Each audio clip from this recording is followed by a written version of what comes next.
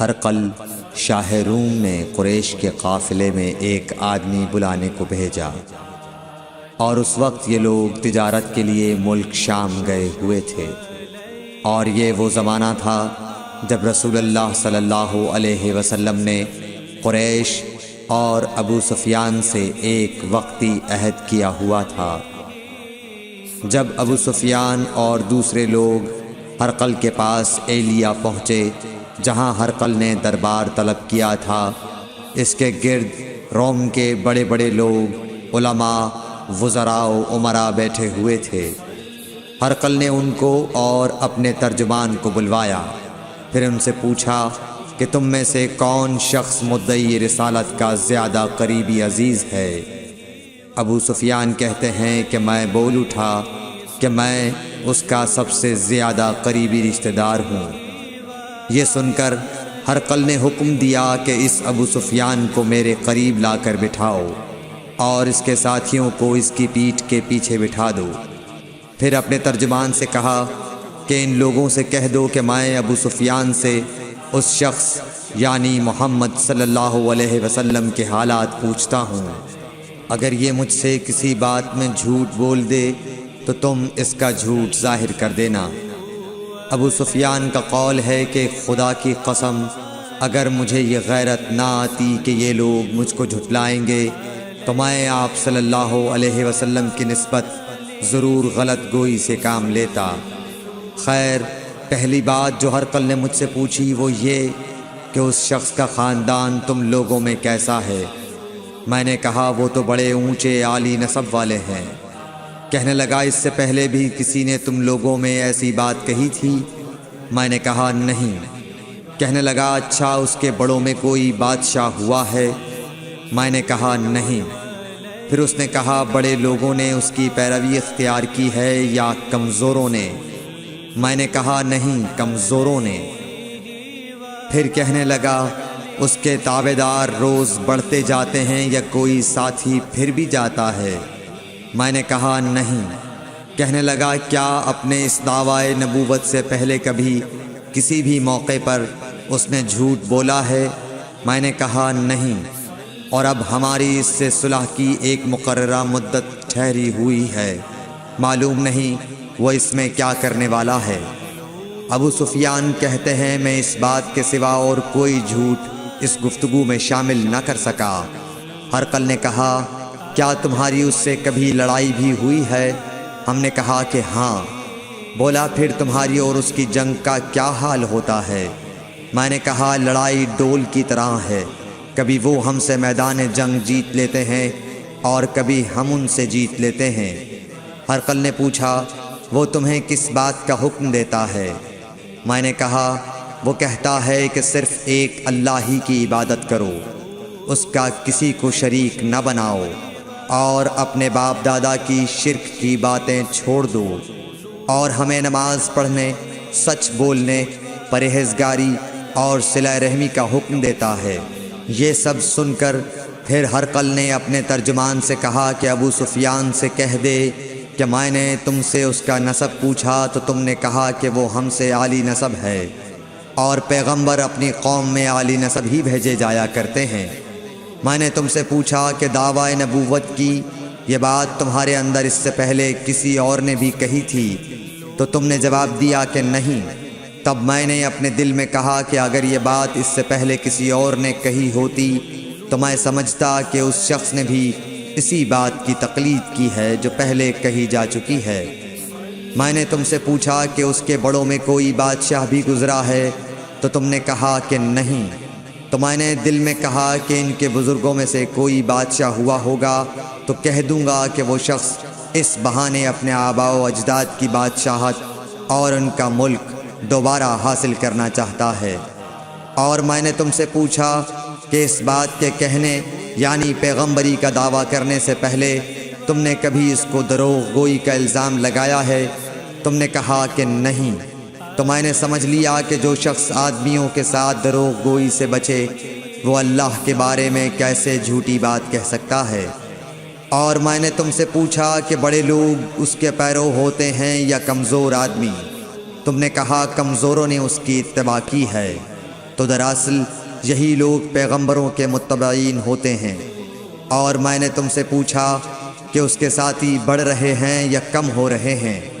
تم نے کہا کہ وہ بڑھ رہے ہیں، اور ایمان کی کیفیت یہی ہوتی ہے حتیٰ کہ وہ کامل ہو جاتا ہے۔ اور میں نے تم سے پوچھا کہ آیا کوئی شخص اس کے دین سے ناخوش ہو کر مرتد بھی ہو جاتا ہے؟ تم نے کہا نہیں۔ تو ایمان کی خاصیت بھی یہی ہے، جن کے دلوں میں اس کی مسرت رچ بس جائے وہ اس سے لوٹا نہیں کرتے۔ اور میں نے تم سے پوچھا کہ آیا وہ کبھی عہد شکنی کرتے ہیں؟ تم نے کہا نہیں۔ پیغمبروں کا یہی حال ہوتا ہے، وہ عہد کی خلاف ورزی نہیں کرتے۔ اور میں نے تم سے کہا کہ وہ تم سے کس چیز کے لیے کہتے ہیں؟ تم نے کہا کہ وہ ہمیں حکم دیتے ہیں کہ اللہ کی عبادت کرو، اس کے ساتھ کسی کو شریک نہ ٹھہراؤ، اور تمہیں بتوں کی پرستش سے روکتے ہیں، سچ بولنے اور پرہیزگاری کا حکم دیتے ہیں۔ لہٰذا اگر یہ باتیں جو تم کہہ رہے ہو سچ ہیں تو ان قریب وہ اس جگہ کا مالک ہو جائے گا کہ جہاں میرے یہ دونوں پاؤں ہیں۔ مجھے معلوم تھا کہ وہ پیغمبر آنے والا ہے، مگر مجھے یہ معلوم نہیں تھا کہ وہ تمہارے اندر ہوگا۔ اگر میں جانتا کہ اس تک پہنچ سکوں گا تو اس سے ملنے کے لیے ہر تکلیف گوارا کرتا۔ اگر میں اس کے پاس ہوتا تو اس کے پاؤں دھوتا۔ ہرقل نے رسول اللہ صلی اللہ علیہ وسلم کا وہ خط منگایا جو آپ نے وحیہ کلبی رضی اللہ تعالیٰ عنہ کے ذریعے حاکم بصرہ کے پاس بھیجا تھا، اور اس نے وہ ہرقل کے پاس بھیج دیا تھا۔ پھر اس کو پڑھا تو اس میں لکھا تھا، اللہ کے نام کے ساتھ جو نہایت مہربان اور رحم والا ہے۔ اللہ کے بندے اور اس کے پیغمبر محمد صلی اللہ علیہ وسلم کی طرف سے یہ خط ہے شاہ روم کے لیے۔ اس شخص پر سلام ہو جو ہدایت کی پیروی کرے۔ اس کے بعد میں آپ کے سامنے دعوت اسلام پیش کرتا ہوں۔ اگر آپ اسلام لے آئیں گے تو دین و دنیا میں سلامتی نصیب ہوگی، اللہ آپ کو دوہرا ثواب دے گا۔ اور اگر آپ میری دعوت سے روگردانی کریں گے تو آپ کی رعایا کا گناہ بھی آپ ہی پر ہوگا۔ اور اے اہل کتاب، ایک ایسی بات پر آ جاؤ جو ہمارے اور تمہارے درمیان یکساں ہے، وہ یہ کہ ہم اللہ کے سوا کسی کی عبادت نہ کریں اور کسی کو اس کا شریک نہ ٹھہرائیں، اور نہ ہم میں سے کوئی کسی کو خدا کے سوا اپنا رب بنائے۔ پھر اگر وہ اہل کتاب اس کتاب سے منہ پھیر لیں تو مسلمانوں، تم ان سے کہہ دو کہ تم مانو یا نہ مانو، ہم ایک خدا کے اطاعت گزار ہیں۔ ابو سفیان کہتے ہیں، جب ہرقل نے جو کچھ کہنا تھا کہہ دیا اور خط پڑھ کر فارغ ہوا تو اس کے ارد گرد بہت شور و غوغا ہوا، بہت سی آوازیں اٹھیں اور ہمیں باہر نکال دیا گیا۔ تب میں نے اپنے ساتھیوں سے کہا کہ ابو کبشہ کے بیٹے حضرت صلی اللہ علیہ وسلم کا معاملہ تو بہت بڑھ گیا۔ دیکھو تو اس سے بنی اصفر روم کا بادشاہ بھی ڈرتا ہے۔ مجھے اس وقت سے اس بات کا یقین ہو گیا کہ حضور صلی اللہ علیہ وسلم ان قریب غالب ہو کر رہیں گے، حتیٰ کہ اللہ نے مجھے مسلمان کر دیا۔ راوی کا بیان ہے کہ ابن ناطور ایلیا کا حاکم ہرقل کا مصاحب اور شام کے نصارہ کا لاٹ پادری بیان کرتا تھا کہ ہرقل جب ایلیا آیا ایک دن صبح کو پریشان اٹھا تو اس کے درباریوں نے دریافت کیا کہ آج ہم آپ کی حالت بدلی ہوئی پاتے ہیں، کیا وجہ ہے؟ ابن ناطور کا بیان ہے کہ ہرقل نجومی تھا، علم نجوم میں وہ پوری مہارت رکھتا تھا۔ اس نے اپنے ہم نشینوں کو بتایا کہ میں نے آج رات ستاروں پر نظر ڈالی تو دیکھا کہ ختنہ کرنے والوں کا بادشاہ ہمارے ملک پر غالب آ گیا ہے۔ بھلا اس زمانے میں کون لوگ ختنہ کرتے ہیں؟ انہوں نے کہا کہ یہود کے سوا کوئی ختنہ نہیں کرتا، سو ان کی وجہ سے پریشان نہ ہوں۔ سلطنت کے تمام شہروں میں یہ حکم لکھ بھیجیے کہ وہاں جتنے یہودی ہوں سب قتل کر دیے جائیں۔ وہ لوگ انہی باتوں میں مشغول تھے کہ ہرقل کے پاس ایک آدمی لایا گیا جسے شاہ غسان نے بھیجا تھا۔ اس نے رسول اللہ صلی اللہ علیہ وسلم کے حالات بیان کیے۔ جب ہرقل نے سارے حالات سن لیے تو کہا کہ جا کر دیکھو وہ ختنہ کیے ہوئے ہے یا نہیں۔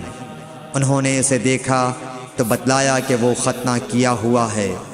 ہرقل نے جب اس شخص سے عرب کے بارے میں پوچھا تو اس نے بتلایا کہ وہ ختنہ کرتے ہیں۔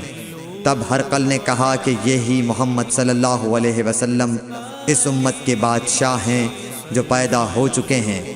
پھر اس نے اپنے ایک دوست کو رومیہ خط لکھا اور وہ بھی علم نجوم میں ہرقل کی طرح ماہر تھا۔ پھر وہاں سے ہرقل حمص چلا گیا۔ ابھی حمص سے نکلا نہیں تھا کہ اس کے دوست کا خط اس کے جواب میں آ گیا۔ اس کی رائے بھی حضور صلی اللہ علیہ وسلم کے ظہور کے بارے میں ہرقل کے موافق تھی کہ محمد صلی اللہ علیہ وسلم واقعی پیغمبر ہیں۔